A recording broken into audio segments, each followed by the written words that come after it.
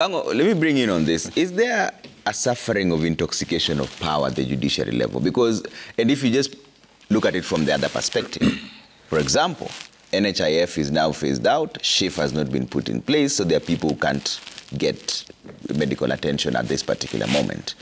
Is it prudent for the judiciary to have stopped that without ensuring that there's a proper transition? Or is there some level of being at loggerheads between executive and the judiciary?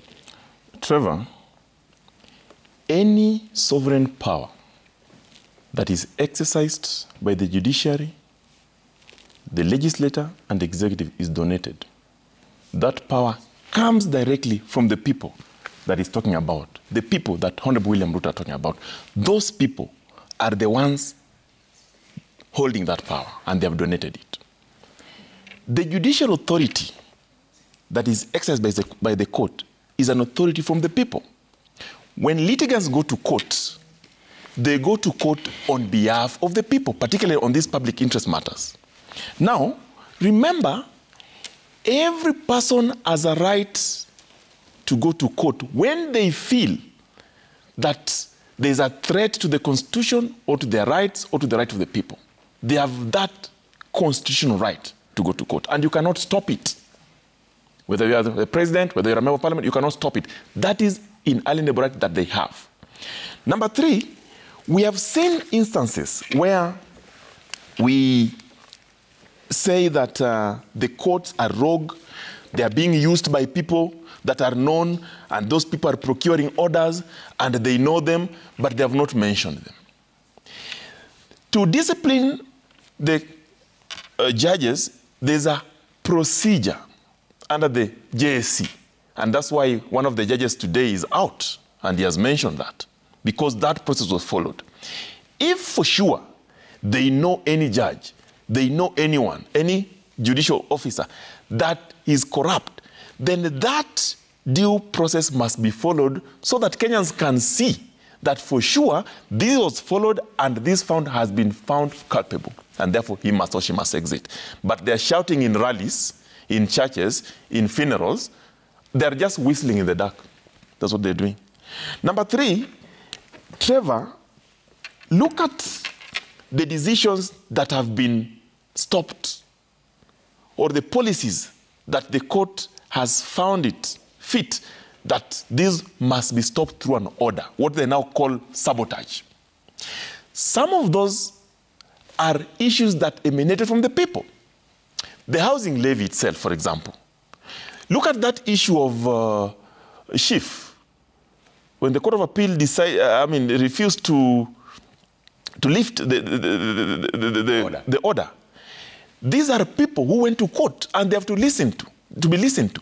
But if you are going to do a blanket condemnation to the judiciary and say that they are corrupt and you will deal with them and it will not happen and they will not stop you, then that is a threat to the independence of the judiciary, to the judicial authority, and to the judicial officers, which is not allowed. And therefore, the judiciary are also human beings. They read, they see, they know, they hear.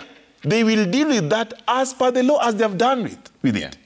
Now, the members of parliament have a duty to ensure that their people, to ensure that they address the issue of concern to their people. That's why they are National Assembly members. However, if you listen to some of the members of parliament, particularly from Kenya Kwanza, that are echoing the voices of the executive on how to deal with judiciary, that they're now branding as rogue, while some of those people are beneficiaries of judicial decision. Some of those people are actually in office because of a decision that was made by a judicial officer, and they believe that that decision was the best decision. So today, because in one way or another, your reckless or punitive policy that you are imposing on the people has been stopped by the court, now you want to do away with the court. You want to do away with the judicial officer. I think we are trying to see aspect of contempt. And when that happens, this regime shall be for sure cited for contempt. But let me tell you, as I finish, Trevor. We know for sure that there could be elements of bad judicial officers. But we are asking them that now that they know them, please proceed and initiate a process of investigating and subjecting them through a due process so that we have a clean judiciary as everyone would want. Okay. Otherwise, when you make noise in the rallies, in churches, in funerals, and condemn them in a blanket manner, then you are actually intimidating and threatening even the judicial officers that are good in that field, and they will not execute their work as per the law. But most importantly, every person has an obligation to uphold and defend the Constitution of Kenya, including the president himself. That's why they take oath of office and they hold that. But we are seeing a situation here, Trevor, where they are now